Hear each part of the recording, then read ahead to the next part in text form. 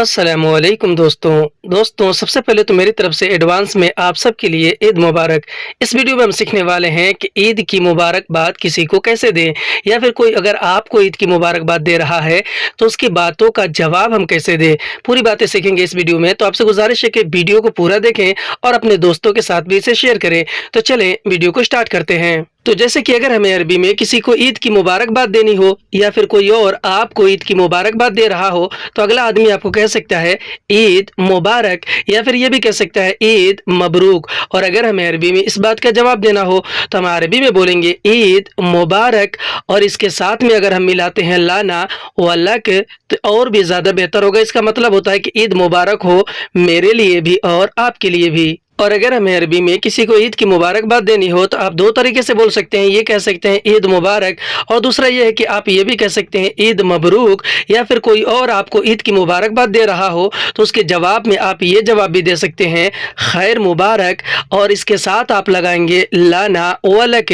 اس کا مطلب ہوتا ہے کہ عید مبارک ہو، عید خیر والی ہو میرے لیے بھی اور آپ کے لیے بھی۔ اور اگر ہمیں عربی میں کسی کو عید کی مبارکباد دینی ہو تو اس کا تیسرا طریقہ بھی ہے کہ آپ یہ کہہ سکتے ہیں عید سعید، یا پھر کوئی اور آپ کو عید کی مبارکباد اس طرح دے رہا ہو کہ عید سعید، تو آپ اس کی باتوں کا جواب دیں گے عربی میں عید سعید لنا ولک۔ اس کا مطلب ہوتا ہے کہ عید خوشی والی ہو میرے لیے بھی اور آپ کے لیے بھی۔ اور اگر ہمیں عربی میں ایک سے زیادہ لوگوں کے لیے عید کی مبارکباد دینی ہو اور آپ کو یہ کہنا ہو کہ آپ سب کو عید مبارک، تو آپ عربی میں بولیں گے عیدکم مبارک۔ یا پھر کوئی اور آپ کو عید کی مبارکباد دے رہا ہو تو آپ اس کو عربی میں اس طرح جواب دے سکتے ہیں عیدکم مبارک لنا ولک، یعنی کہ عید مبارک ہو آپ سب کے لیے بھی اور میرے لیے بھی۔ اور اگر ہمیں عربی میں کسی کو عید کی مبارکباد دینی ہو تو آپ عربی کے ان شبدوں کا بھی استعمال کر سکتے ہیں العید من العائدین، یا پھر کوئی اور آپ کو عربی کے ان شبدوں کے ساتھ عید کی مبارکباد دے رہا ہو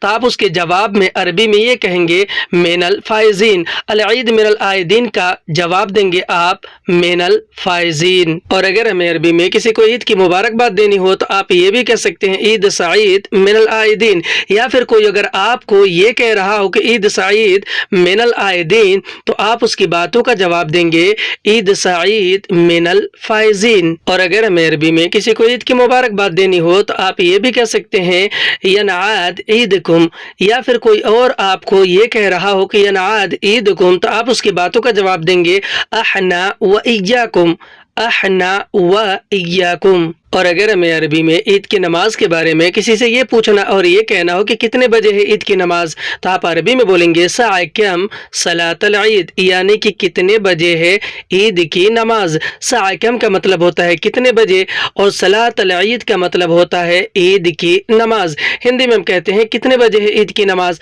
اسے ہم عربک میں بولیں گے ساعہ کم صلاۃ العید۔ اور اگر ہمیں عربی میں اس بات کا جواب دینا ہو اور یہ بولنا، یہ بتانا ہو کہ مجھے نہیں پتا کتنے بجے ہے یعنی کہ عید کی نماز، تو آپ عربی میں بولیں گے انا ما ادری ساعہ کم، یعنی کہ مجھے نہیں پتا کتنے بجے ہے۔ انا عربی میں میں نے اور مجھے کو کہتے ہیں، ما ادری عربی میں نہیں پتا ہے کو کہتے ہیں، ما عرف بھی کہہ سکتے ہیں، یا پھر ما فی معلوم بھی کہہ سکتے ہیں، اور ساعہ کم عربی میں کتنے بجے کو کہتے ہیں۔ ہندی میں ہم کہیں گے کہ مجھے نہیں پتا کتنے بجے ہے، اسے ہم عربک میں بولیں گے انا ما ادری ساعہ کم۔ اور اگر ہمیں عربی میں کسی سے یہ پوچھنا اور یہ کہنا ہو کہ نماز کے لیے کتنے بجے جاؤ گے، یعنی کہ عید کی نماز کے لیے، تو ہم عربی میں بولیں گے ساعہ کم روح لصلی، یعنی کہ نماز کے لیے کتنے بجے جاؤ گے۔ ساعہ کم عربی میں کتنے بجے کو کہتے ہیں، روح عربی میں جاؤ گے اور جانے کو کہتے ہیں، اور لصلی کا مطلب ہوتا ہے نماز کے لیے، لی یعنی کے لیے، صلی یعنی کہ نماز۔ ہندی میں ہم کہیں گے کہ نماز کے لیے کتنے بجے جاؤ گے، اسے عربک میں بولیں گے ساعہ کم روح لصلی۔ اور اگر ہمیں عربی میں عید کی نماز کے بارے میں کسی کو یہ بولنا اور یہ کہنا ہو کہ اگر تم جاؤ تو مجھے بھی لے لو، تو ہم عربی میں بولیں گے لو انت روح اخذ انا، یعنی کہ اگر تم جاؤ تو مجھے بھی لے لو۔ لو انت روح کا مطلب ہوتا ہے اگر تم جاؤ تو، لو یعنی کہ اگر، انت یعنی کہ تم، روح یعنی کہ جاؤ، اور اخذ انا کا مطلب ہوتا ہے مجھے بھی لے لو۔ اخذ یعنی کہ لے لو، انا یعنی کہ مجھے۔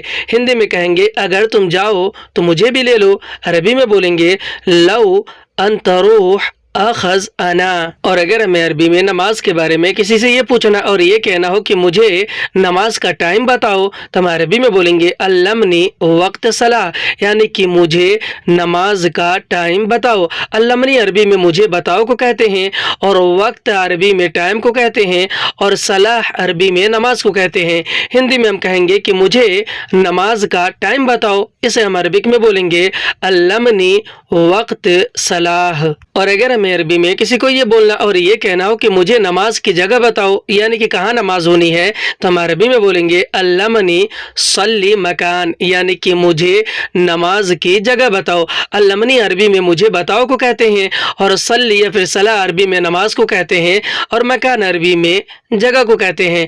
हिंदी में हम कहेंगे कि मुझे नमाज की जगह बताओ, इसे हम अरबिक में बोलेंगे अल्लमनी सल्ली मकान। और अगर हमें अरबी में किसी को ये बोलना और ये कहना हो कि ईद की नमाज के बाद घर पर आओ, या फिर कोई और आपको ये कह रहा हो जैसे मैडम हो, कफील हो या कोई भी हो, तो अरबी में बोलेंगे बाद सलातल ईद ताल बेत, यानी कि ईद के नमाज के बाद घर पर आओ। बाद सलातल ईद का मतलब होता है ईद के नमाज के बाद, और ताल अरबी में आओ और आने को कहते हैं, और बेत अरबी में घर को।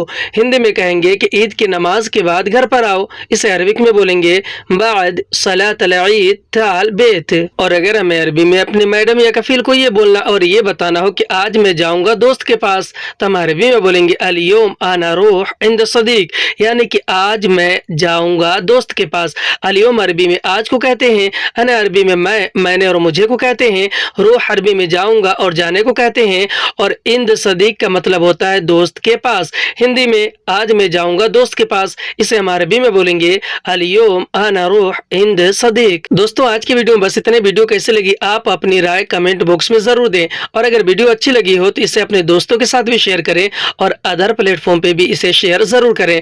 फिर मिलते हैं अगली वीडियो में, तब तक के लिए खुदा हाफिज।